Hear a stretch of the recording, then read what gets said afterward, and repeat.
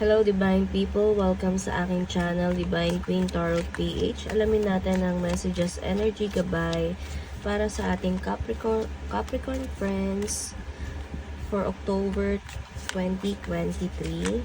So 1K followers na po tayo. Maraming pong salamat sa lahat na nagsusubscribe, sumusuporta sa aking channel. Para sa mga hindi pa nakasubscribe, please subscribe na po kayo para mas dumami pa tayo sa ating channel and mas updated kayo sa mga darating pang videos. So, andito ang ating 9 of Air.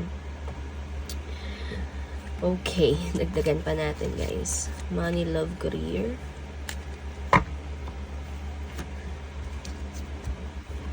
And we have the 5 of Earth. So, ang daming nag-e-expect sa'yo. So, ang dami, alam mo yung ang taas ng expectation nila sa'yo ngayon, Capricorn. No? So, kaya ikaw, talagang alam mo yun, kung ano man yung mga ginagawa mo ngayon, talagang alam mo yun, nagpupuyat ka pa. Nagpupuyat ka para pagsikapan tong mga bagay na ginagawa mo ngayon. Nagre-review ka ba? Or nag-aaral ka ng ibang language? May mga bagay kang pinag-aaralan ngayon eh, Capricorn, na talagang alam mo yun, gustong-gusto mo ring ma-achieve tong bagay na to. So, siguro may mga darating exam sa inyo or kung ano-ano man yan, na talagang pinaghahandaan mo, hindi lang para sa sarili mo dahil ang taas ng expectation nila sa'yo. So, tignan pa natin, Capricorn. We have here the Queen of Air. So, ayan, regarding sa inyong kaperahan, na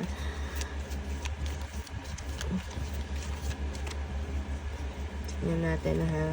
Dagdagan pa natin to, Capricorn.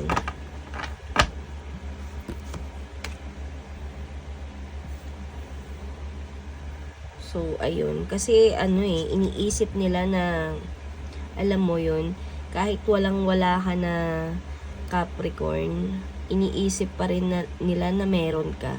Sa pera ba to, Capricorn, na parang kahit walang-wala ka na, ang tingin pa rin ng tao sa'yo is ang dami-dami mong pera. Hindi sila naniniwala sa'yo na wala kang pera. Lagi nilang iniisip na may nakatago ka dyan, no? May naitabi ka dyan. Kaya ayan naman, ikaw talaga na ikaw, imbis na alam mo yun, i-explain mo yung sarili mo na wala talaga, umuoo ka na lang ng umuoo sa sitwasyon.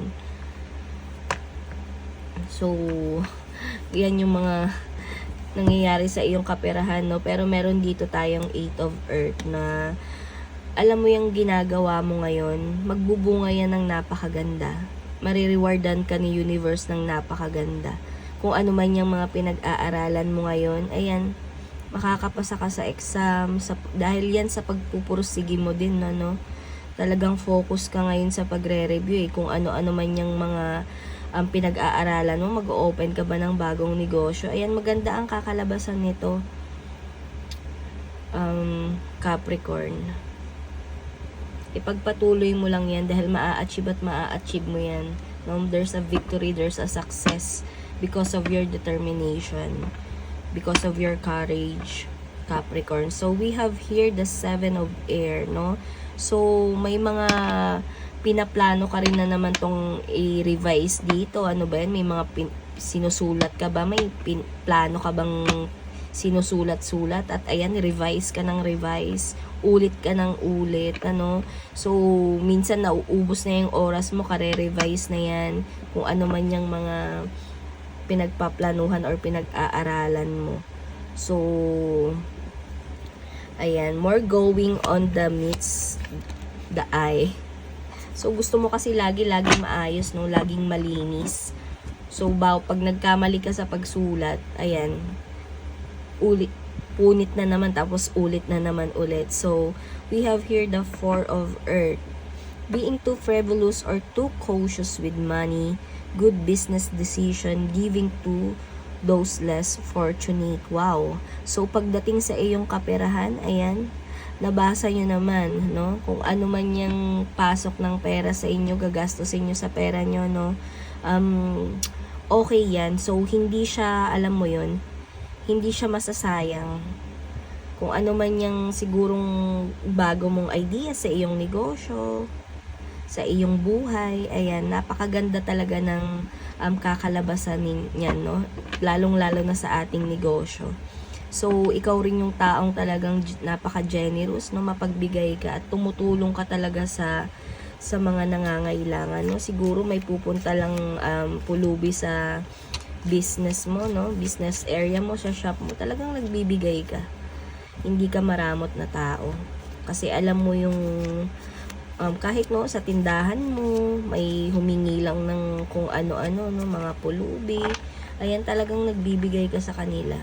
Kaya yung balik sa'yo ng mga, alam mo yan, kabutihan mo, ayan, napakaganda. No? It's better to give, no, than to receive. Yung receive lang ng receive, ano. So, we have here the Ace of Air. So, ayan, napakadaming ang ideas na pumapasok sa'yo ngayon, no. Kaya, i-revise ka rin ng revise. So, pero kailangan mo dito, Capricorn, mag-focus ka talaga, ha. Kasi kung ano man yung mga sinisimulan mo or sisimulan mo or nasimulan mo na, napaka-challenging niyan sa'yo, pero malaki ang pagbabago niyan sa buhay mo once na, alam mo yun, positive outcome ang nangyari. Napakalaking changes ang mangyayari nito sa iyong buhay. So, para naman sa ating mga single, ayan, kilalanin mo munang mabuti yung na pupusuan ng tao, ano. Pero I can feel naman na napakaganda rin ito, napakabuti rin nitong taong to talaga. Pero kilalanin mo pa rin, lalong-lalo na yung pamilya niya. Kasi minsan, 'di ba, uso pa rin ngayon dito, parang kasi ikaw is parang nag-i-start ka pa lang magtrabaho or hindi pa ganun kataas yung position mo. Ang napupusuan mo dito, I can feel na medyo, alam mo yun, classy. So, ano na lang, pag-aralan mong mabuti ang papasukin mo, kung ano man yan. Tignan naman natin para sa love ng ating mga Capricorn. We have here the Dreamer. So, ang dami. Sabay kayong nangangarap ng iyong person, ano. Ang dami nyo pang hinahangad na bilhin, mga gamit sa bahay, appliances. Sabay kayong nangangarap na bumili ng bahay, condo. Ayan. Pero, dito, may mga unexpected opportunities na paparating para sa mga mag-asawa, no? Kung ano man yan, malalaman nyo ngayong October, ano. So, we have here the Fire of Air. So, kung ano man tong unexpected opportunities, bagong kaperahan ba yan, bagong career. So, make it sure na ang pipiliin nyo dito yung talagang gusto ninyo, ha? Or talagang mapapakinabangan nyo or mapagkakakitaan nyo talaga. Kasi may unwise decision tayo dito. Baka kasi ang mapili nyo is yung mapunta lang kayo sa scammer, mapunta lang kayo sa, alam mo yun, nang i-scam lang. So, maging wise kayo dito, Capricorn. So, learn what you can from the situation. So, kung nafe-feel mo na aba, iba na to, so, ano ka na, i-reject mo na.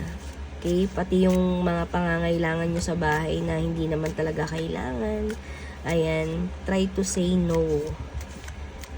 And mag-focus kayo sa mag-save para sa inyong mga pinapangarap pang talagang yung kailangan nyo talaga, no? Kailangan ng bahay at lupa para hindi na kayo magrenta.